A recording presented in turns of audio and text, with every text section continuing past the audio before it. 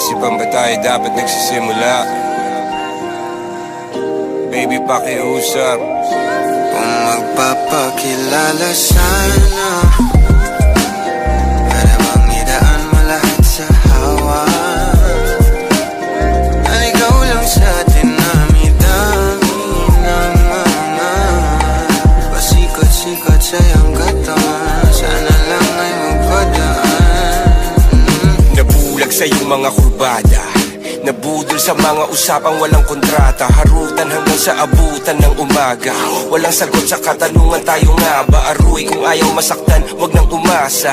Nagbabaka sakali na lang na tsumamba. Mga dasal sa may kapal, sana gumana. Kaso madalas tigla ni Satanas sa magkakudyaba.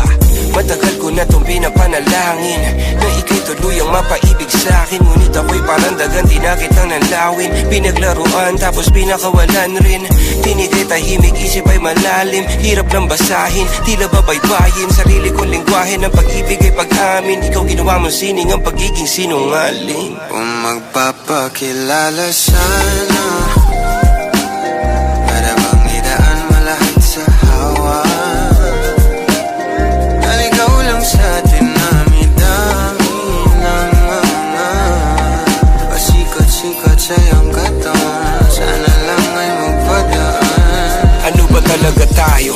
Para lang klaro, kailangan ko malaman kung mahal mo pa ba ako. Naglalaro ka lang ba o nananarantado? Kasi nakita ko kahapon may kasama ka bago. Ayoko nang umasa sa mga usapang malabo. Parang gamo-gamong nadarang at napaso. Nadala at mas lalo lang nawala at naglaho ang mga balak at plano. Nagmukha pa akong gago kaya walang mga pangako. Puro para-paraan, laging telebabad kahit walang tawagan. Araw-araw normalan kasi para pa saan ang mga sumpaan kung wala namang karapatan. Ibig ko maliwanagan, huwag mo sanang diliman. Kapaan parang magkasintahan sa sinihan. Matinding palaisipan, sa dami ng pasikot-sikot nagkakasalisihan. Magpapakilala sana,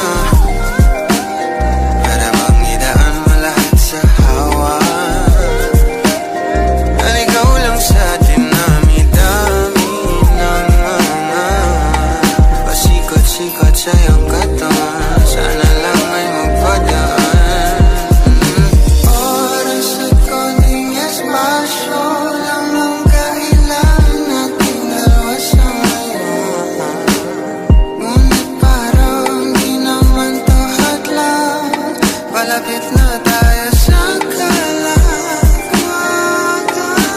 May dalawang magkasintahan sa taas ng bundok. Nagkasundong tapusin ang buhay nilang malungkot. Hindi na masaya sa kama, hanap na ituldok. Usapan ay sabay silang tatalon sa tuktok. Sabi niya, magtiwala ka lang sa akin, mahal ko. Talon tayo ng sabay, pagbilang ko ng 3. Kaso lang, ang problema, pagkatapos niyang bumilang, siya lang ang tumalon. Si babae nagpaiwan, habang nakatingin sa kanya nakangiti lang. Ngunit biglang nagulat ang babae nang nakitang nakangiti din si lalaki habang pababa siya. Sabay biglang bukanan ng buhalang para kaida.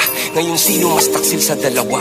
Sino ang mas tuso? Sino ang mas tanga talaga? Yung lalaki ba na may dalang backup plano? Yung babae na wala siyang balak